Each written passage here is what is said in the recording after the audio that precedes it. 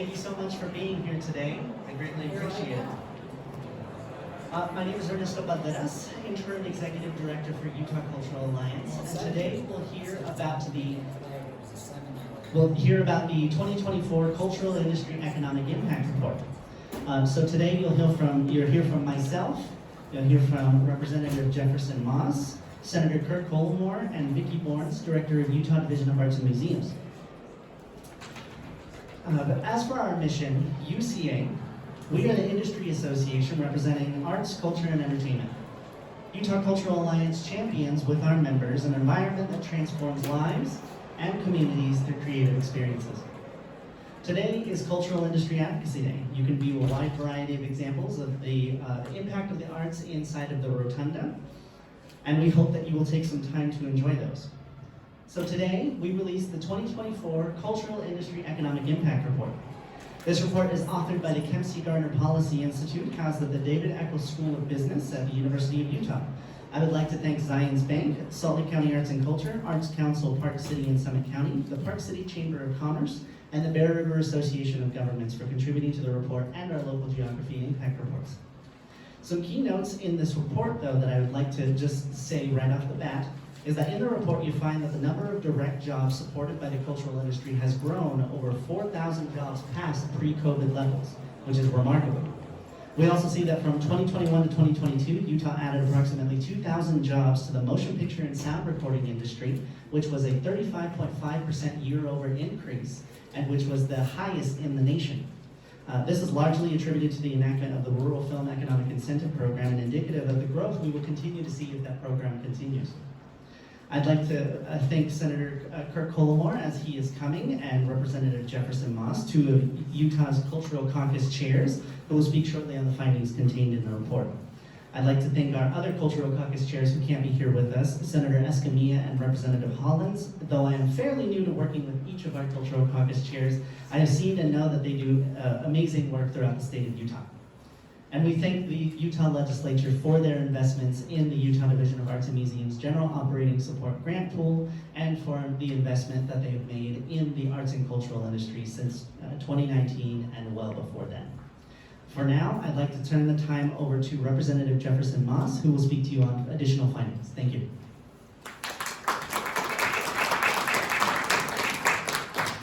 Thank you, Ernesto. It's so good to be with you today. Thank you for letting me be part of this event. I grew up in a family, my mom was actually an art professor, and so she made sure all growing up that we went to museums, we went to plays, and really that's where I developed such a deep appreciation for the arts. And even when I got elected up here, my mom would always say, don't forget the arts. And that's always been really important to me. So I appreciate all you do. I also appreciate the fact that it's been a really good return on investment for the state of Utah. I wanted to hit just a couple of the highlights that are coming in this report.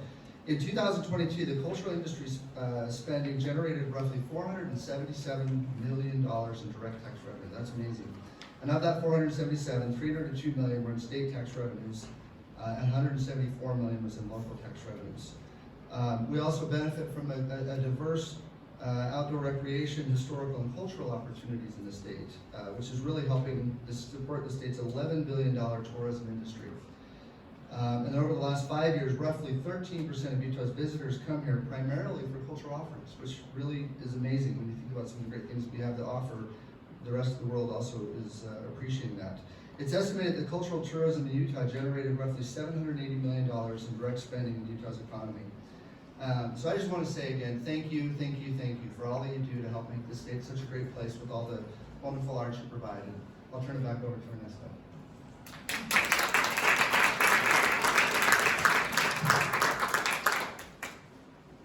So unfortunately, I understand that Senator Collimore couldn't be here. He is currently in some leadership meetings, and as we all know, the senators are very, very busy, especially at this time of year.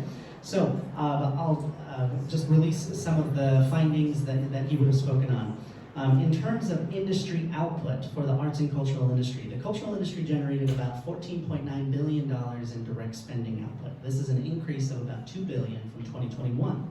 And that spending is approximately 3.1% of all total output within Utah and 2.6% of the total Utah GDP. This is upwards of from 21 to 22, so we're really excited to see that as we continue to go through years of recovery, that things have steadily increased. Specifically within jobs, the cultural industry directly or indirectly supported a total of 146,260 jobs, which is roughly 8.4% of total Utah employment. And the industry generated approximately $8 billion in labor income, which is a 2.5% year-over increase within that. So it's very, very exciting to see all of these findings. For our last speaker, I'd like to turn it over to Vicki Bourns, the Director of Utah Division of Arts and Museums, who will be talking about the 125th anniversary of the Utah Division of Arts and Museums. Thank you.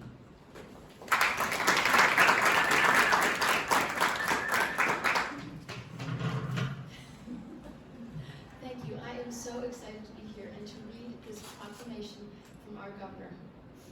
Whereas the Utah Division of Arts and Museums was founded in 1899 by Utah State Representative Merrill Horn.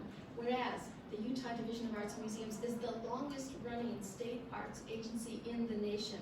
Whereas arts and museums inspire and connect people and communities across the great state of Utah, encouraging a vibrant and culturally engaged state. Whereas participation in arts, museums, and other cultural activities foster skills necessary for solving 21st century problems, including creative problem solving, cultural awareness, and communication skills. Whereas Utah's cultural community output industry contributes over $14 billion annually to the state's economy and is ranked 3rd in the nation for total art and cultural value added to state economies. Whereas Utah is ranked 1st in the nation for art creation and 3rd in the nation for cultural participation among adults. Whereas arts and culture drives commerce to local businesses, and overall in the state of Utah, attendees spend $39.41 per person per event beyond the cost of admission. And these dollars represent vital income for local merchants and a value add with which few industries can compete. Whereas a vibrant arts and culture community keeps local residents and their discretionary dollars in the community. Whereas arts and museums enhance and enrich the lives of residents, and the state encourages all Utahns to connect and engage with the arts and museums in their communities. And whereas the Utah Division of Arts and Museums has served to support and help build the creative infrastructure that serves all residents of Utah. Now therefore, I, Spencer J. Cox, Governor of the state of Utah, do hereby declare February 2024 as Utah Division of Arts and Museums Month in Utah. Happy anniversary!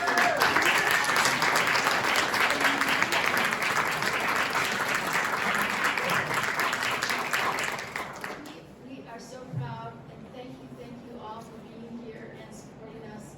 And just very quickly, thank you, Ernesto, for the work you've done and the Cultural Alliance to bring us all together. It's been so wonderful to just see old friends and meet new friends and make connections. Speaking of new connections, I just quickly like to introduce Donna Law, our new Executive Director of the Department of Community and Cultural Engagement. We're so happy to have her here. We have board members, we have constituents, we have humanities, libraries, STEM.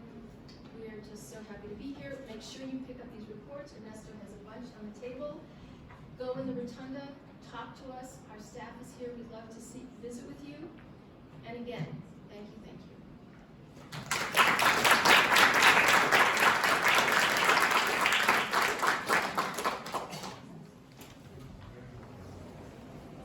Thank you so very much, everyone, for attending our press conference today. I hope you go enjoy some activities in the rotunda. Thank you very much.